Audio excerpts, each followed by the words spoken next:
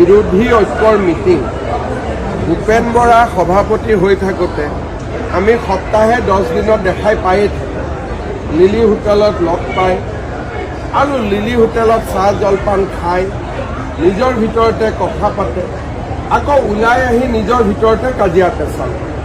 গতিকে এইটো TV serial আমি যোৱা 4.5 বছৰ দেখিছোঁ। যিহেতু ইলেকশ্যন ওচৰ চাপি আহিছে, এইটো আমি বেছিকৈ দেখা পাম।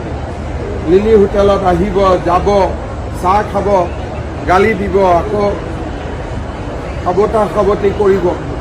এই দৃশ্যটো আপোনালোকে দেখা পাই থাকিব। কিন্তু আমাৰ যিখিনি NDAৰ মিত্ৰতা আছে, আমি ধুনীয়াকৈ কথা বতৰা পাতি আমাৰ কাম হৈ যাব। এনেকৈ সাংবাদিকক মাতি, আজি মই AGPক মাতিছোঁ, কালি মই BPFক মাতিছোঁ, এনেকুৱা কৰাৰ প্ৰয়োজন নাই। কাৰণ যদি মিত্ৰতা কৰিব লাগে টেলিফোনতেতো হৈ যায় মিত্ৰতা। মিটিং এখন কৰাৰ কি প্ৰয়োজনীয়তা আছে? লিলি হোটেলত বাৰে বাৰে বহি থকাৰ কি প্ৰয়োজনীয়তা আছে? তেওঁলোকৰ যিহেতু কোনো নিউজ নাই, নিউজ ক্ৰিয়েট কৰিবৰ কাৰণে তেওঁলোকে এনেকুৱা মিটিং মাজে মাজে পাতি থাকে। নাই, আজমলে এণ্ট্ৰি মাৰিব, দুদিন পিছত মমতা বেনাৰ্জীয়ে এণ্ট্ৰি মাৰিব, অখিল গগৈয়ে 20খন চিট বিচাৰিব, লাষ্টত এখন চিটতে মানি ল'ব।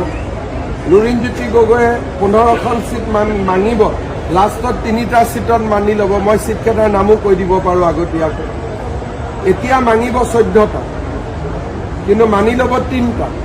অখিল গগৈয়ে গোটেই পৃথিৱীখন মানিব, কিন্তু লাষ্টত এটা আৰু কনচেশ্যন প্ৰাইজ আৰু এটা হ'ব। গতিকে তেওঁলোকৰহে আসনখিনি মই আজিয়ে ভগা বতৰা কৰি দিব পাৰোঁ।